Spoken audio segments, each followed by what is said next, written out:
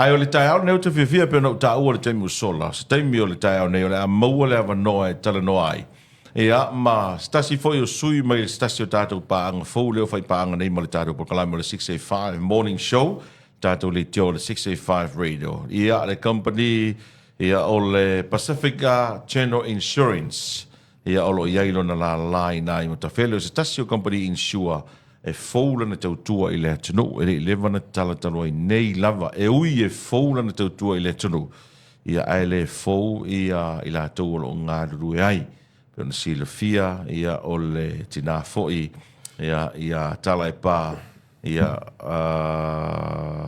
tia lawa ia o loo taula mua ma o le ona lea ia o le tātou company ia pe lausi le fia le tōtele i lona suafa o vai ula ia o te fia e whatalo whatu whawhira i tau nei nua leo tātou whatasi e nei ia ma le fionga ia alai ali po alai kala sia lawa ia mai le company a le PGI po le Pacifica Channel Insurance whatalo whatu alai nei tai au malo se fo manuia ia fia la valeanga e whatalo whatu nei vai ngon tai au fo manuia i le alfa i mai fo i whanunga manuia i le lofo maranga leo tātou au siri langi ia whatalo whatu fo i wompa angol tātou company o le PGI po le Pacifica General Insurance o whela wale tawha whapeon mafuta mai ai ia whatalo whatu lau company ia whatalo whatu i lau a whionga tolunga tā ia malau soa tau ia nua ia tatia ia le fiso maona lau ia tau soo ele are o iais whaam talanga. Oh ia. Good morning. Good morning. Malo lava. Pe o masani alto tele a kalas. Wa mai o so. Ia man we whaaftai o le mo malo. Wa ba le se sa o kala le skoi. Wa mai ia mo ia le anga kiri. O le ka. O le ka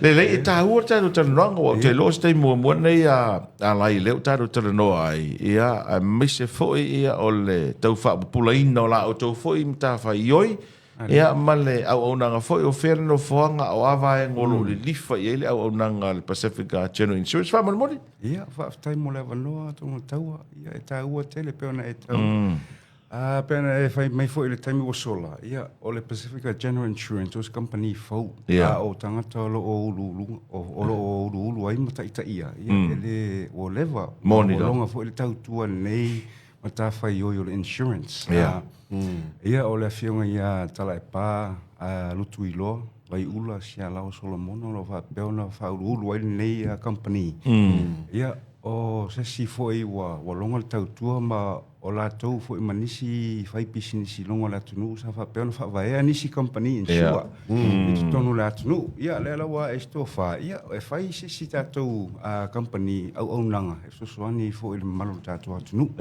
man tu o a tele competition e au nga mo la tunu benefit lo tet io le ngata e pa u le tau a mo le fa faingo fie o le tatu ngalwenga le insurance money ia o le au langa lea o le insurance e ka vai meta motor vehicles ta vale afi o travel insurance general liability o le tato business and commercial insurance e va bevo ile contractors or risk be findinga luenga tele e ta ua tele le insure te intu mea ia o le tato officer o lo ngai le lo toa le mektis ingai matafele right next to the Methodist Printing Press building the MPP building fafsanga imale ingai le fefo ia tutu loto ia mo le silafia ale numero le official le 2555 2554 le numero le tato official o le sia fesili fo le we tau mawhai aina ia whaamasani o tātou tangata i le vaenga leo le insure ia wai o lisia fesili voi le wai le whatetainga o atunu i whafo ia e pe compulsory vaenga leo e moni la mai mele tau tawale afi ia tau car insurance por motor vehicle ia telo atunu i whafo le skala ka vale e la kwa mail insurance ka insure especially more third party insurance Awa te ua tupus whaalawelawe luna le awala. I like cover, lesi, third party. Offer for el tatou company le au nanga lea o le full comprehensive. Ma le third party liability. Lo ingai cover lo sa. Ma sesi lawa lunga le awala. Me se ara ka ma foi le lo laku so ar ka avale reskanga. Pel tūlanga nā e leo wasa lawa se vai aso ma se tā wale la vea. Wa, kele wala ka wale so. Almost daily ai la vea. Ai masalo o le fitus full percent o tā wale ia e leo insure. Longo inga. E toi tinga inga kanka le, koe whailunga sa, whailunga ka wa. So, you know. Al makua ali a laimanua, o le makua whaaki ngā ulu o le mea ngei o le sauar ka avare, soa lau ka avare. Ngā umare e koe a pokala meo le. Ngā umare e whailua kūringa. Ai a whape insure lau ka avare. Ia. E ke sua kua le official o ka mola ulu lai whaakali meo. Vai, Tevi, kata wale reka. Ngoi lo mal kompangi. E tā ua keli. Ko kele o kanka e whape on mele insurance i kaunka. Me mau e whai tupi. E whau lako whaarunga mele insurance. But no, it's very reasonable.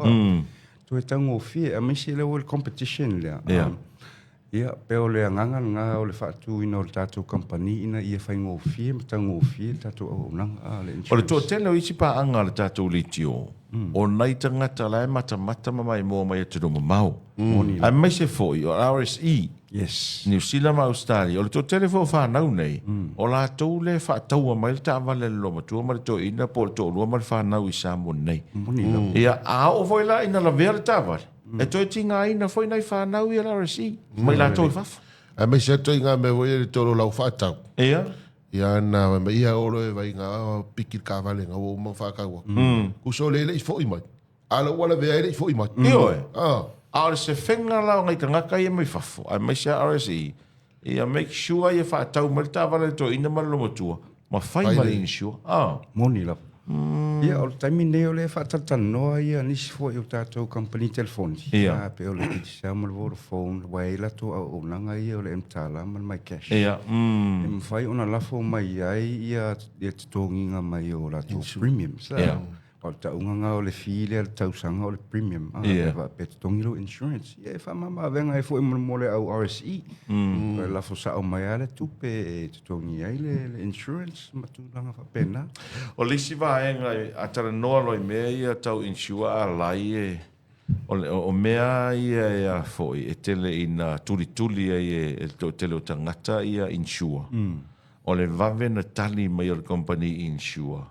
Ia oe pe atupur whala velawe. Moni lava.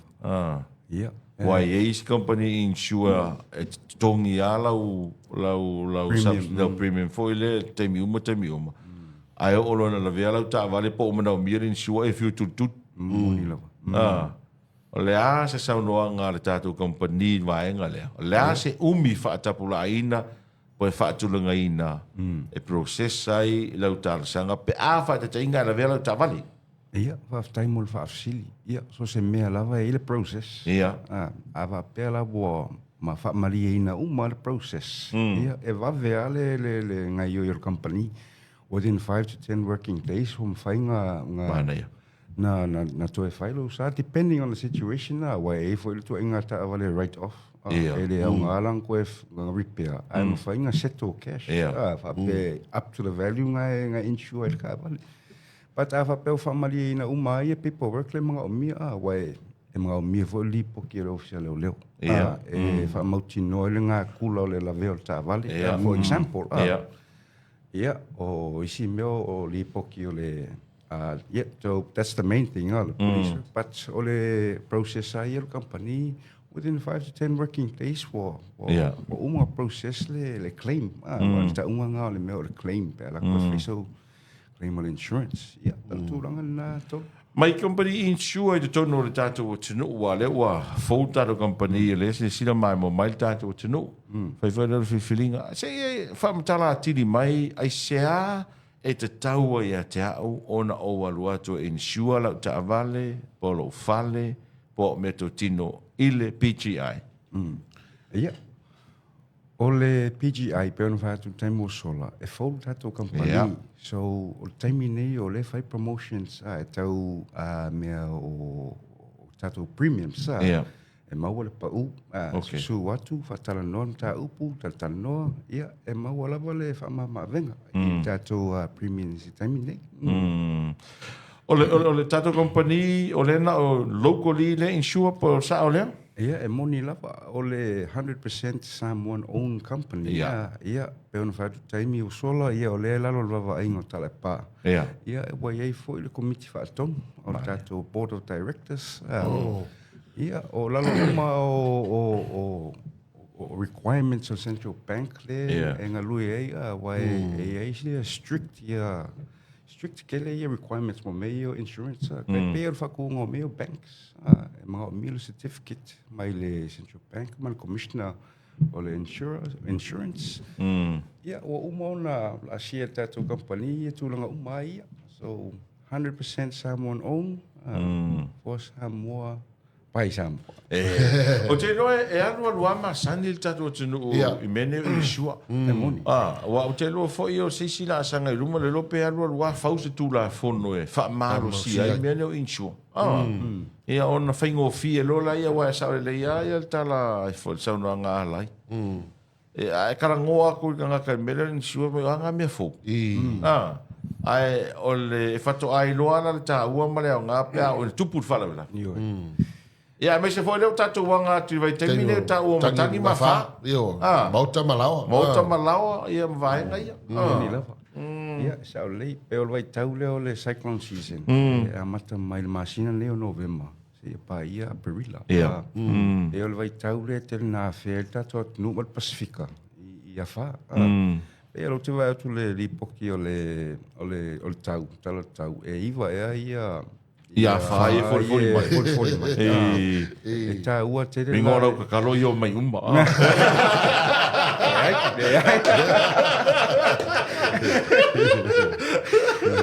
ai ta ua na original o langa e fai el tato company o house and contents so wele ngata o le malu pui o le mauta malao ia o meto tino le o TV Mikio, o kako couches, tūlanga whapena. E mwhai langa kawa oe mai mei o mu, fire cover, ia o natural perils. Kako kalangolo me kau natural perils, ia o cyclones, ia o flooding, o le earthquake, ia ma le tsunami. O kawa umanga e la ver kako house and contents. Ia tā ua telu tātou tā pena. Te ua tu lai mai se whaalawe le maalofia ia e me sila i se sosoani e ala atu tātou company me le insurance. E ale tau? Ia, pe o le tau le whatua ia le natural perils. Moa wha. No, I mean the cost. Oh, the cost. Tau e te tongi e mātou nei ia o tau. Ia, e fua lava le value ke mga o e insure ai lau sa. O lo mauta. Ia, wai a wha pe te ratu e fia whaisau insurance. Ia, ke ala kuma le value o le ale ka vale po le fale. Ina fua la ia lo premium me tongi le tausanga.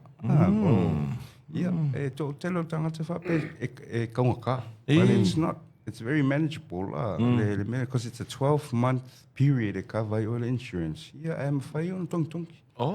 You can make installments. Beta masina, beta tolu masina, beta yolo masina mato. Fa fair me le travel insurance. Yeah, ole si fo ia o langa na e cover tatu company o travel. Okay. O vai tau nei le mai tau ina to tele na malanga ai le to tele malo la tunu. E kava vol kako travel insurance. So me o le medical expenses te o tupu se fala lave overseas au e malanga.